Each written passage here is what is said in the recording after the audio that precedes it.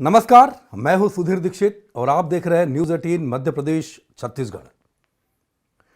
मध्य प्रदेश कांग्रेस के युवा नेता, मध्य प्रदेश की कांग्रेस सरकार में मंत्री और कार्यकारी अध्यक्ष जीतू पटवारी हमारे साथ हैं। उनसे बात करते हैं। हाल ही में भारत यात्रा से लौटे हैं। जीतू जी, बहुत बहुत स्वागत है आपका। जी नमस्कार। न्यूज़ 18 के सभी दर्शकों को भी खूब ढेर सारी शुभकामनाओं के साथ नमस्कार। जम्मू कश्मीर में भारत यात्रा से लौटे हैं, कैसी रही यात्रा? अद्भुत समर्थन। कन्याकुमारी से जब हम चालू हुए तो इतना गदगद था मन कि अरे बाप रे, इतने लोगों में इतनी आत्मीयता है। पर जैसे जैसे यात्रा आगे बढ़ी, वहाँ से हम कर्नाटक आए, कर्नाटक से तेलंगाना आए, महाराष्ट्र आए, केरल में भी थे हम मध्य प्रदेश आए, राजस्थान गए, दिल्ली गए, हरियाणा गए, पंजाब में और ख़ासकर जम्मू कश्मीर में, जहां हम ये कहते हैं कि जम्मू कश्मीर के, खासकर कश्मीर के लोग भारत को उतनी सम्मान की निगाह से नहीं देखते। कितना जज्बा है देश के प्रति उन लोगों का। वो हिंदू हो, मुसलमान हो, सिख भी रहते हैं वहाँ, कोई कम्युनिटी हो, दलित भी रहते हैं, हमारे ST SC वर्ग के लोग भी, सब में देश के प्रति कितनी बड़ी आत्मा है। मैंने जब श्रीनगर के लाल चौक से ये बात कही कि यहाँ का नागरिक देश को अपनी आत्मा मानता है, दिल्ली को भी अपनी मानता है, मध्य प्रदेश को भी अपनी मानता है, तो बिल्कुल सच था। सब एक दूसरे से प्रेम करते हैं। टीवी चैनल, मीडिया और इसके अलावा सरकार, इसके जो भारतीय जनता पार्टी के अलग अलग संगठन, सोशल मीडिया, इनकी जो नफरत की बात जहाँ जहाँ भी आई, यात्रा ने उसको डिनाई किया। यात्रा सफल हुई, अद्भुत सफल हुई। करोड़ों लोग फिजिकली जुड़े, करोड़ों लोग सहभागिता बनाई और देश के 130 करोड़ लोगों ने डिजिटली उसमें सहभागिता बनाई। नरेंद्र मोदी जी ने भी बनाई, अमित शाह जी ने भी बनाई, बीजेपी के कार्यकर्ताओं ने बनाई, RSS के लोगों ने भी बनाई। सब देख रहे थे टीवी पे इतनी भीड़ कैसे हो रही है, सोशल मीडिया पे देख रहे थे। मतलब यात्रा से सब जुड़े, आत्मसात उसके विचारों को किन्ने किया, जब मैं समझता हूँ ये समय बताएगा। 9 राज्यों में इस साल चुनाव होने वाले हैं। MP, छत्तीसगढ़, राजस्थान जैसे बड़े राज्य भी वहाँ पर हैं। भारत जोड़ो यात्रा की आप बात करते हैं, लोग जुड़े, चुनाव क्या कहेंगे? चुनाव में आपको लगता है इसका असर देखने मिलेगा? लोग, अगर भीड़ जुटी है तो क्या भीड़ वोटों में तब्दील हो पाएगी? नहीं, मैं न्यूज़ 18 के इस पवित्र मन से ये कहना चाहता हूँ कि इस यात्रा का उद्देश्य चुनाव नहीं था। अगर चुनाव होता तो हम गुजरात चुनाव में यात्रा करते, अगर चुनाव होता तो इसी यात्रा को हम चुनाव के दौरान हिमाचल ले जाते। हमारा उद्देश्य जीतना और हारना नहीं, देश बनाना है। कांग्रेस पार्टी ऐसी पार्टी जिसने देश की आज़ादी में शहादत दी, यही विचार है जिसने देश की उन्नति में शहादत दी, यही विचार है देश के निर्माण में अपने जान न्यौछावर करने में कभी पीछे नहीं हटता है। तो एक पक्ष है चुनाव, जिस और यात्रा से उसका लाभ और हानि। मैं मानता हूँ ये राहुल जी क्लियर कट कई बार कह चुके हैं कि मेरा उद्देश्य ये नहीं है। भारत जोड़ो यात्रा में आप लगातार राहुल गांधी के साथ रहे हैं। बिल्कुल। क्या बात होती थी, किस तरीके से आप लोग बात करते थे कि हमें किस दिशा में आगे बढ़ना है? राहुल जी को जब हम ये कहते थे कि सर पॉलिटिक्स तो पॉलिटिक्स है, जब हम उनसे बात करते थे कि अल्टीमेटली हम राजनीतिक दल है, हमारा जीतना महत्वपूर्ण है, तो राहुल जी कहते थे जीतू, जीत और हार में सत्ता के बीच में पैदा हुआ हूँ। जब मेरा जन्म हुआ मेरे घर में प्रधानमंत्री थे। मेरी पूरी ज़िंदगी, जब मैं युवा अवस्था में आया तब भी हम सत्ता के आसपास थे। तो सत्ता होती किस लिए है? सत्ता होती है लोगों के निर्माण, देश के निर्माण के लिए, लोगों की आकांक्षाओं और अपेक्षाओं पे खरा उतरने के लिए। पर हम विपक्ष में भी देश सेवा करते हैं, अपना रोल प्ले करें। लोग क्या कहेंगे, परिस्थितियां क्या कहेंगी, ये बदलती रहती है। तो एक धारणा उनकी राजनीतिक और चुनाव और सत्ता को लेकर थी, जिसमें बिल्कुल भी हवस नहीं थी कि हाँ मुझे चाहिए। उनमें ध्येय था, एक धारणा थी कि देश बने। अल्टीमेटली दुखी होते थे बहुत से मुद्दों पे कि देश के ऐसे हालात हैं। उनको इस बात से परेशानी है कि एक आदमी गरीब है, खाने को पहनने को, आपने देखा टी शर्ट को लेकर उनकी बहुत बातें हुई। टी शर्ट को लेकर उन्होंने बयान नहीं दिया कभी, तो टी शर्ट को लेकर उनकी धारणा ये थी। आपको लगता है टी शर्ट कोई मुद्दा था? नहीं, मुद्दा विपक्ष का था या उनके विरोधियों का था, या उस यात्रा से जो नफरत करता था या उनसे था, या जिनके खिलाफ, नफरत के खिलाफ वो खड़े हुए हैं, उनका मुद्दा था। पर राहुल जी ने जब भावना बताई कि जीतू, लोग इस देश में 30%, 40% लोगों के पास एक ही कपड़ा है भाई, वो 2 कपड़े नहीं पहन सकते। इसी देश में जहाँ हम कहते हैं हमारी तीसरी और चौथी और 5वीं अर्थव्यवस्था है, उसमें 30% लोग अंदर शर्ट पहनते हैं तो अंडर गारमेंट्स नहीं पहन सकते, और अंडर गारमेंट्स पहनते हैं तो स्वेटर नहीं पहन सकते। तो हम उनको भी तो आत्म प्रतीक रखें। तो उन्होंने उन गरीब किसानों के लिए, गरीब मजदूरों के लिए, गरीब उस वर्ग के लिए एक सांकेतिक एक तपस्या की।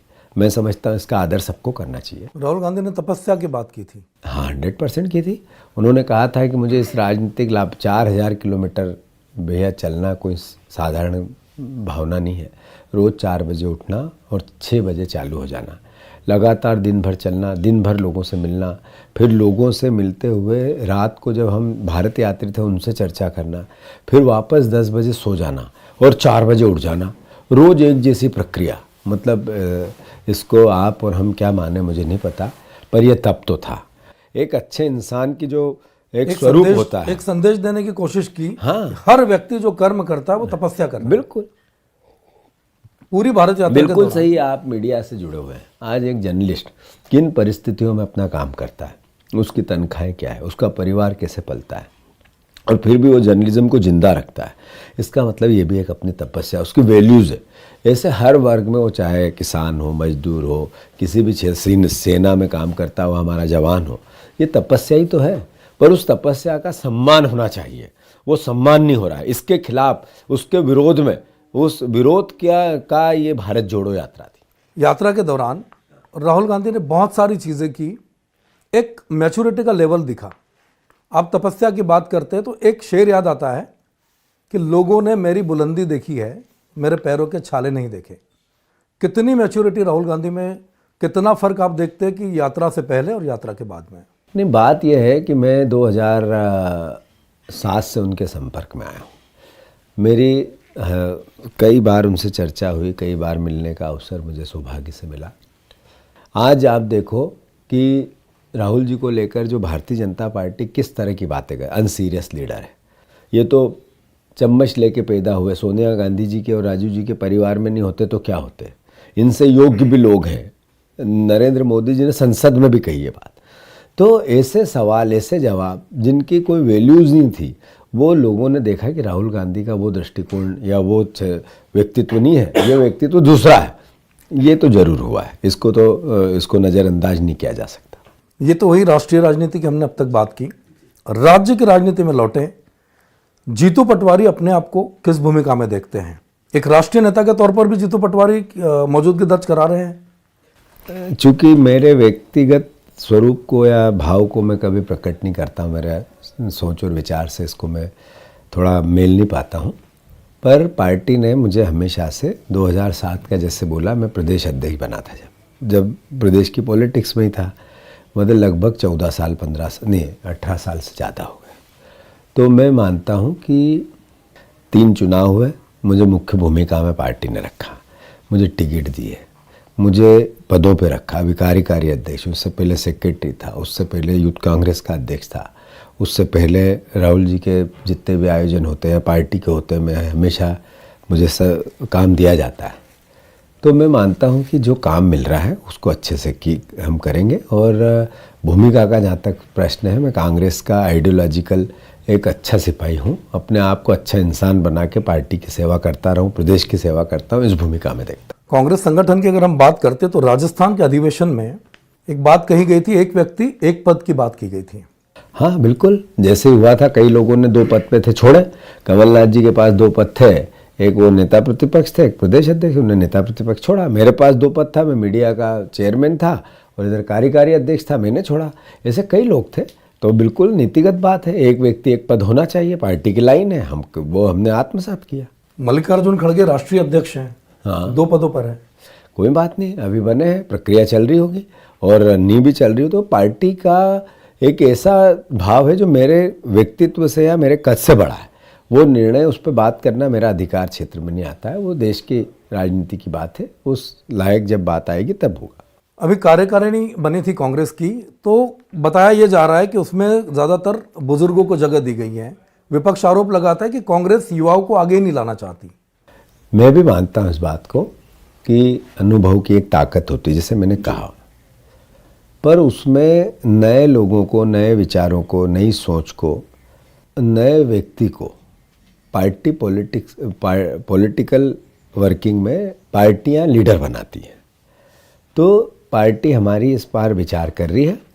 और आपको याद हो तो अधिवेशन में ये भी बात हुई थी कि 50 साल से नीचे के 50% पदों पे नए और एसटी, एससी और ओबीसी के लोगों को हम 50 वर्ष से नीचे के लोगों को हम लेके आएंगे। तो ये जो निर्णय लिया गया है वो हम समझे एकदम से जैसे ही वहाँ कहा और यहाँ बदलाव हो जाना चाहिए, ये भी ठीक नहीं है। बदलाव तो खैर धीरे-धीरे ही होता है। धीरे-धीरे होता है। तो पार्टी उस तरह सोच रही है, आप थोड़े दिन में बदलाव देखेंगे। कमलनाथ जी लगातार कहते हैं कि जैसे बीजेपी संगठन के स्तर पे काम करती है, उनकी ताकत होता है, वैसे कांग्रेस के संगठन को हम लगातार मजबूत कर रहे हैं। असर देखने मिलेगा चुनाव में? स्वाभाविक है, अगर वो कहते हैं तो करते भी होंगे, और करते हैं तो अल्टीमेटली डिसीजन निर्णयों में आएगा। तो भारतीय जनता पार्टी, देखो विरोधी जो होता है, हम हर चीज़ उसकी नकारात्मकता में देखें, ये नहीं हो सकता है। हम उसकी ताकत का आकलन करें, उसकी अच्छाइयों का आकलन करें, उसके अनुसार अपने आप को ढालें, अपनी ताकत को बढ़ाएं और फिर युद्ध करें। तो संगठन के पार्ट पे कांग्रेस पार्टी को मजबूत करने की अगर बात हो रही है तो इसको पॉजिटिविटी से लेना चाहिए। मैं भी कमलनाथ जी की बात को एक तरह से स्वीकार्योक्ति देता हूँ। लगता है आपको मध्य प्रदेश में कांग्रेस सत्ता में वापसी करेगी? क्यों नहीं करेगी?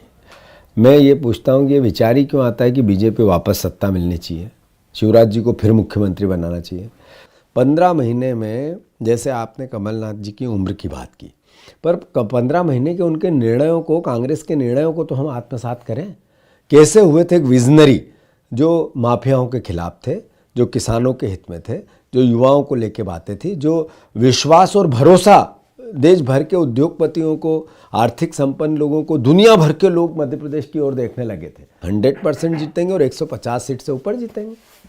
बीजेपी विकास यात्रा निकाल रही है, लगातार अपने किए कामों को लेकर जनता के बीच पहुंचेगी। कांग्रेस प्लान कर रही है कि हम भी जो काम नहीं हुए, जो वादे नहीं पूरे हुए, उनको लेकर जनता के बीच पहुंचे। हम हाथ से हाथ जोड़ो कार्यक्रम चल रहा है।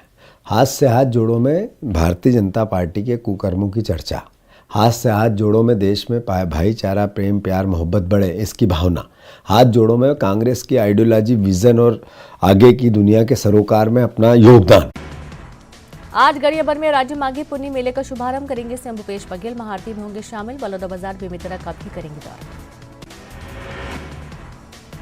और राजिम के त्रिवेणी संगम में स्नान के लिए पहुंचे हजारों श्रद्धालु सुबह 4 बजे से लगा रहे हैं आस्था की डुबकी। श्रद्धालुओं ने स्नान कर महानदी और सूर्यदेव को अर्घ्य किया अर्पित।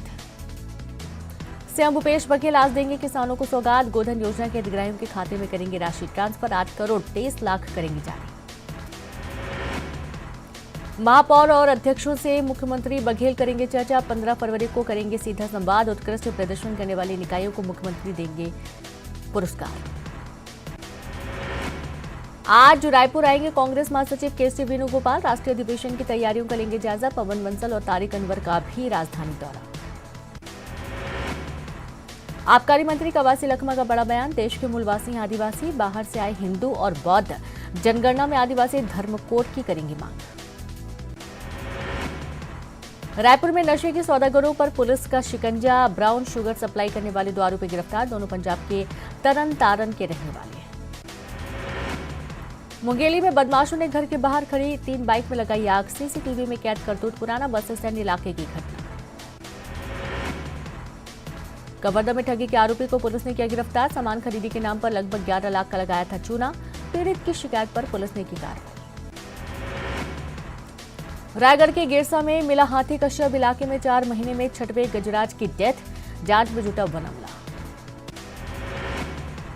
जांजगीर चांपा में तेज रफ्तार ट्रैक्टर से नीचे गिरा बच्चा। चक्के के नीचे आकर मासूम की मौके पर मौत। कोतवाली थाना क्षेत्र के ग्राम कुलीपोटा की घटना।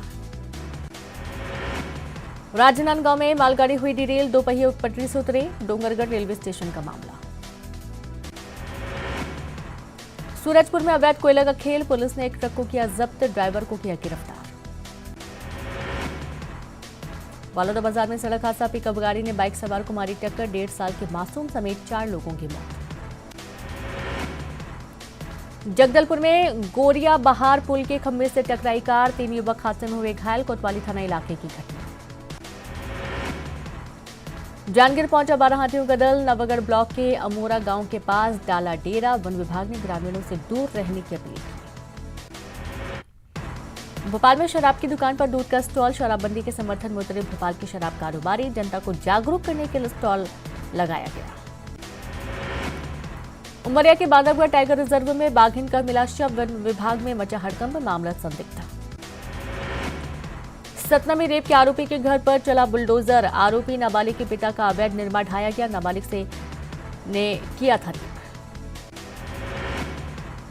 खरगोन में बुजुर्ग महिला से बेरहमी, रस्सी से हाथ बांधकर की पिटाई, पड़ोसियों पर मारपीट का आरोप। और राजगढ़ जिला अस्पताल बदहाल, अस्पताल के ऑपरेशन थिएटर पर ताला, प्रसूता को घंटों बैठाकर किया रेफर।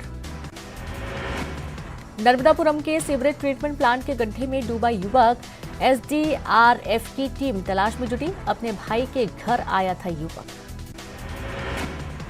मुरैना के कुंवारी नदी में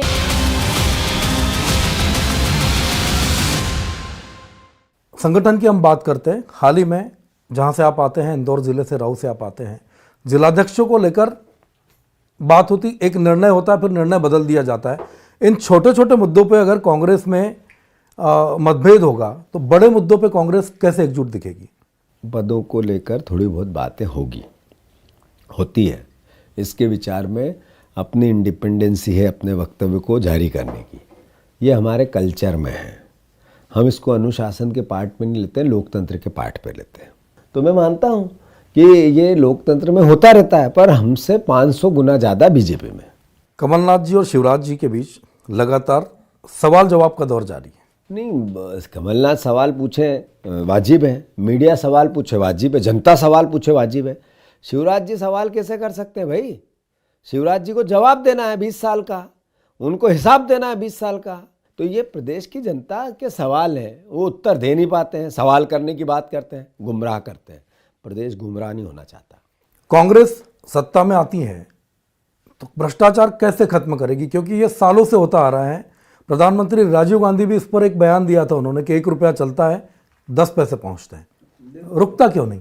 बिल्कुल सही बात है, और ये एक व्यक्ति नहीं कर सकता, ये व्यवस्था कर सकती। देखो, कुछ बातें ऐसी होती है भैया कि जो अंतरात्मा से सच बोलनी चाहिए। जैसे मीडिया को लेके, मीडिया का जो तंत्र ही ऐसा है कि उसको सरकार पे डिपेंड होना पड़ता है, और चूंकि सरकार पे डिपेंड है इसलिए थोड़ी सरकार की भाषा मीडिया को बोलनी पड़ती है। वो नहीं चाहते हुए भी जर्नलिज्म इससे समाप्त हो रहा है। ऐसे ही लोकतंत्र में जो लोग चुनाव लड़ना का खर्चा बढ़ता जा रहा है, तो इसका मतलब है भ्रष्टाचार बढ़ रहा है। आखिर वो पैसा आता कहाँ से है? ये तो सवाल है, और ये कोई एक व्यक्ति, एक पल, एक दल के लिए नहीं, सबके लिए है। तो जब आप भ्रष्टाचार समाप्त करने की बात हम करते हैं तो बड़ी व्यवस्था में परिवर्तन की बात होनी चाहिए। पर व्यवस्था परिवर्तन की बात तब होगी तब सब एक साथ, एक मन से एकजुट होकर इस तरह की बात करेंगे। मेरे लिए तो भ्रष्टाचार एक सरोकार है, एक व्यवहार है, और दूसरा भ्रष्टाचारी है, ये नहीं हो सकता है। तो मैं मानता हूँ कि हमारे देश में अब 75 साल की आज़ादी के बाद ये विचार भी ज़रूरी है कि मीडिया को सुधारना है तो उसके आर्थिक तंत्र की इंडिपेंडेंसी बनी रहे, इस व्यवस्था को बनानी पड़ेगी। राजनीतिक लोगों को सुधारना है तो चुनाव के खर्चे को आपको मैपअप करना पड़ेगा कि ये कैसे लीगलाइज हो, और चुनाव के खर्चे या तो घटे या फिर लीगल खर्चे कैसे हों। तो ये चूंकि राजनीति में 2 लोग करप्शन के लिए दोषी माने जाते हैं, एक राजनेता और दूसरा एक अधिकारी, ब्यूरोक्रेसी। तो अगर इन दोनों को सुधारने की व्यवस्था बनेगी तब नीचे ये भ्रष्टाचार धीरे धीरे समाप्त होगा। भ्रष्टाचार नीचे से नहीं, ऊपर से समाप्त करने की आवश्यकता है। एक रिसर्च है, एडीआर की भी रिपोर्ट कई बार आती है कि बहुत सारे नेता जिन पर कई तरह के आरोप लगते हैं, कई तरह के केस दर्ज होते हैं, उनको पार्टियां टिकट देने में आगे बढ़ती है क्योंकि उनको बाहुबल, धन बल सब मिल जाता है, साथ में उनके जीतने की संभावना बढ़ जाती है, इसलिए राजनीतिक दल उनको करते हैं, और कई बार साफ सुथरे उम्मीदवार है वो चुनाव नहीं जीत पाते। हाँ, अब ये तो सालों से होने वाली प्रक्रिया है, और चूंकि इसके लिए कानून बना हुआ है, तो कानून में जो संविधान से ऊपर ना आप है, ना मैं हूँ, ना कोई और है, तो संविधान की परिधि में रह के अगर इस तरह की बात आती है, मैं मानता हूँ कि एक छवि का जो निर्माण होता है, छवि की जो भावना होती है, उससे लोग अट्रैक्ट होते हैं। अब आप देखो, इतने विधायक जो चुन के आए थे कांग्रेस से बीजेपी में चले गए, फिर भी जीत के आ गए। तो ये मैं इसके लिए हम जनता जनार्दन को यूँ कहें कि आपने गलत निर्णय ले लिया, वो भी मेरी हैसियत नहीं में बोलने की, पर अल्टीमेटली तो सही है ना कि आपने चुना किस पार्टी से, आप बिक गए, खरीद लिए, प्रलोभन में आ गए, डर गए, कैसे भी गए, पर आपने आपके नैतिक दायित्व को तो खो दिया। उसके बाद भी उनको चुन लिया। तो जैसे मैं एक अकेला मुझे कहूँ कि मैं एथिकली ठीक हूँ, मैं ईमानदार हूँ और मुझे जनता ने मेरी, मैं समझता हूँ ये एक स्वार्थ हो जाएगा।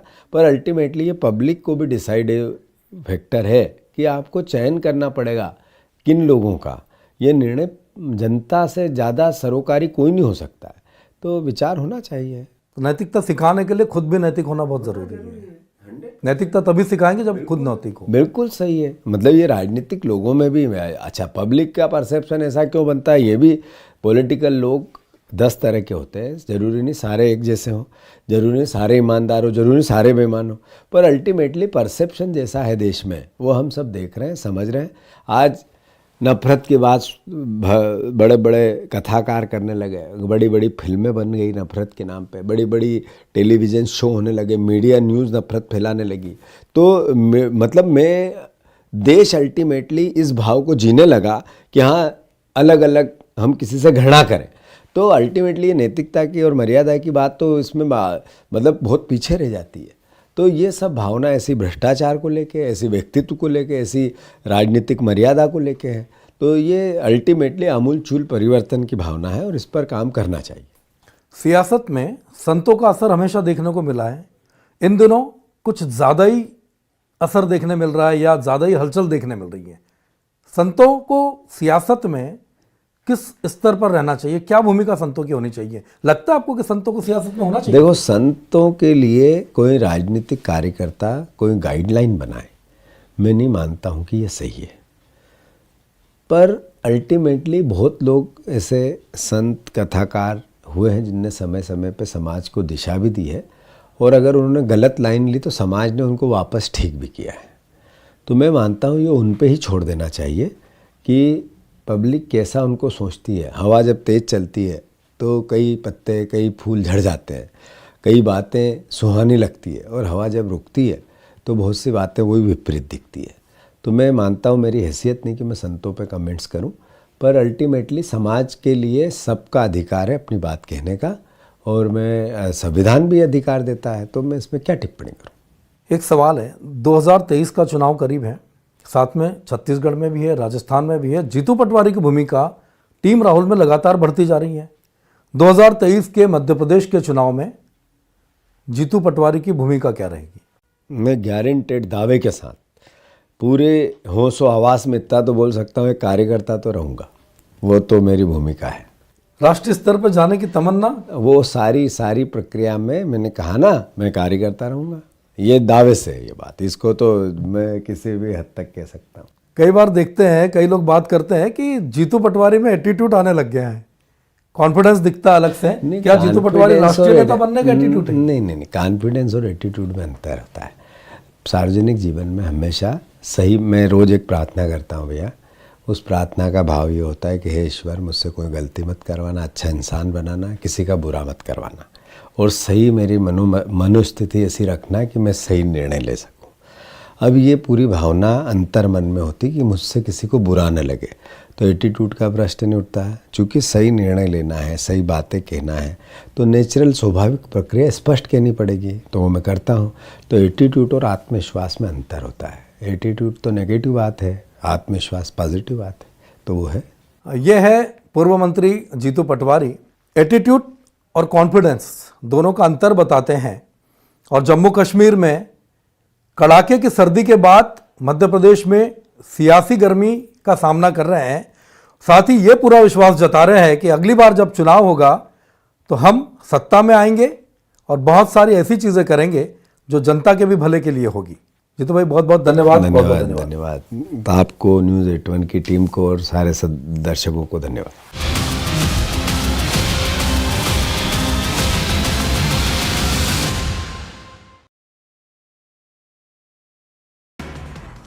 आज गरियाबंद में राज्य